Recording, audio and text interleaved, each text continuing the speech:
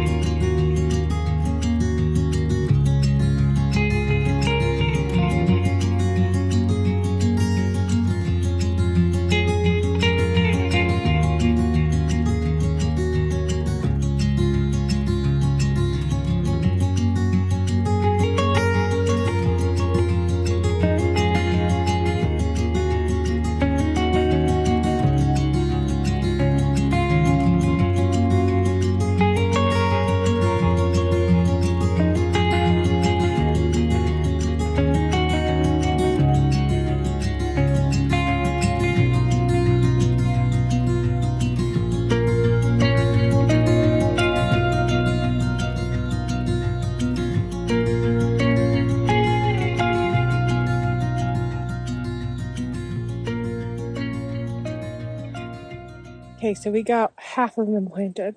So I thought I'd show you those real quick before we move on to the next section. So here, you might remember we actually planted Cat's Pajama Nepeta earlier this year right there. And I've now come in and added a good number of Delosperma, which I think might be known as ice plants commonly.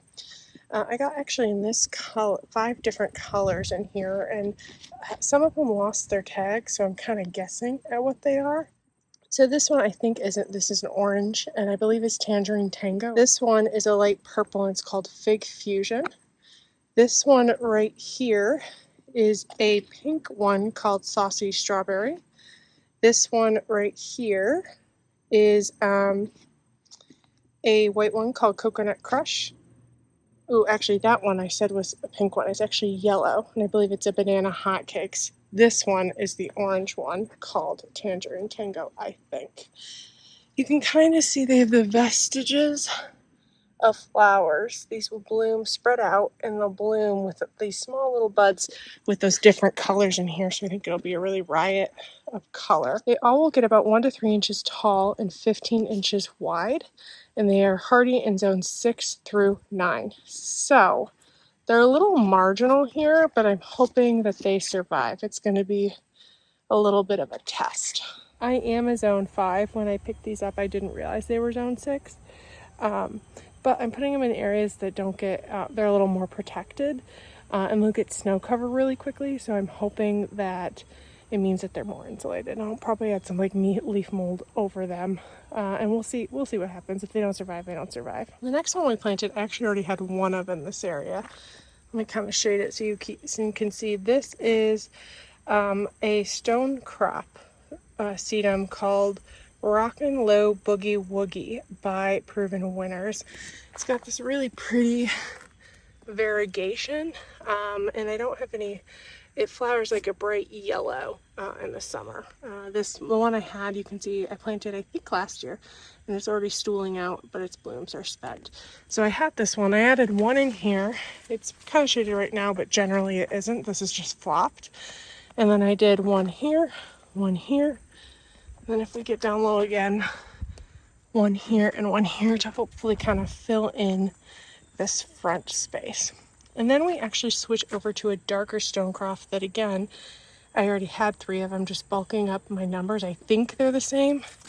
They might be a little different, but they're similar. This is what I had. You can see it's just kind of popping in and out.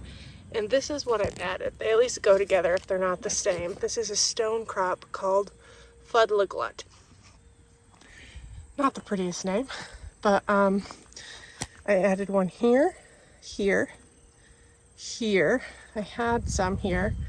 Then if we slowly play around, I had one here, added one more in, had one here. There's one more over there. These guys are really hardy. I like how dark their foliage is. And they grow 3 to 6 inches tall and about 12 to 18 inches wide.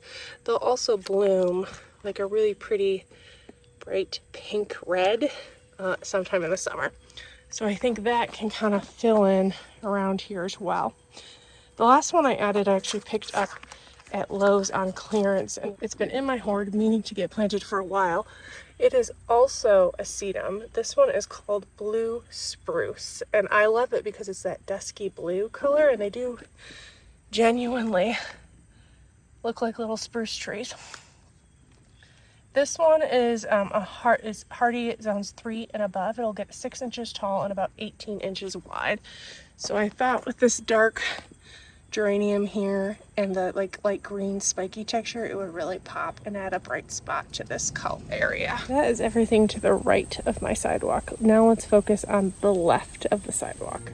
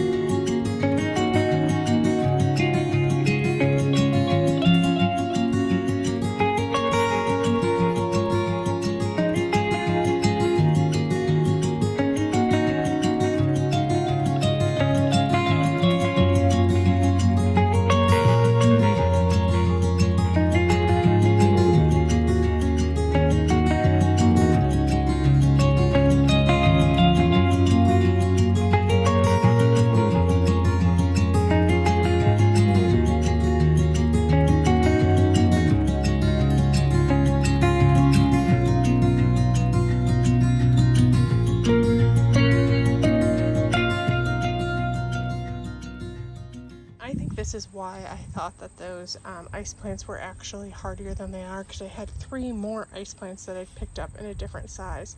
These are a different variety. They are called Jewel of the Desert Rose, and they don't have blooms on them right now, but that's what they'll look like. And these guys are hardy to zone 4, so they're very hardy. They grow 2 to 3 inches tall and 12 to 24 inches wide. So I thought I'd put 3 of them right at the front of this border. We actually just planted that not too long ago. I thought it'd provide a nice pop of color in here. And then back here, we actually added a lot of sweet woodruff. Now this is something we have at the cottage, and I don't want it. I love this as a ground cover, but I do not want it in my backyard because their blooms after they're done put on little seeds that are burr-like. So you just spend a ton of time picking them out of dogs first. But I had 2 6-packs, so there's 12 little plants in here. Not sure, they look a little odd, but they're just starting out, so they don't quite have, you have to look to find, let me see if I can find a good example of what their leaves look like. Here it is. This is more accurate to what their leaves look like, but these are just babies. But one here, one here, one there, one there, one there, one there, and one there.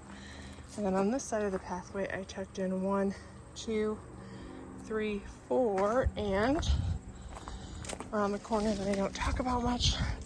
Oh, look at this. I forgot to stick this in here. But here's the last one. I'm glad that I came to show you. Yeah, this is what they look like. The leaves look like once they're more mature. They put on really pretty white flowers in the late spring. So sweet woodruff is a part shade plant. It'll get about 12 to 18 inches. If it likes it, it'll get 12 to 18 inches tall and 12 inches wide. In my experience, they don't get that tall, but I thought that they would eventually spread out to make a really lush back border back here. I think that's gonna do it for this video. I should probably have one more plant hoard where we're getting stuff in the ground in the city. And then there's probably gonna be 2 to 3 at the cottage as well. I think I said this in a previous video, but just to be sure that you have heard this, things are being filmed a little earlier than they're actually being posted to YouTube. It takes me a little while to film it, edit it, and kind of get it scheduled out. You'll probably see this a little while after it has been filmed. So the timelines might not make as much sense, but I think it's better to film it and share it with you guys than just skip it all together. So I hope you enjoyed this video today. I can't wait to see you in the next one where we've got just a few more pieces to get in the ground. And then after that, it's time to start planting fall bulbs. I'm really excited. We're not doing too many this year, just a couple here at the house, and then a good number at the cottage, a couple hundred. So I guess we are planting a decent amount this year. Anyway, thanks so much for joining me today. If you like this video, please make sure to hit that thumbs up button and leave a comment below letting me know what's your favorite ground cover. I am really looking for recommendations on ground covers that spread well but are not deeply rooted, so they're easy to kind of pull out or coach where you want it to go. And I'm also looking for things that don't choke out plants. So if you have one that you love, let me know so I can consider adding it to one of our yards, because I'm always looking for great recommendations. Thank you so much for joining me today. I really appreciate it, and I can't wait to see you in the next video. Bye-bye.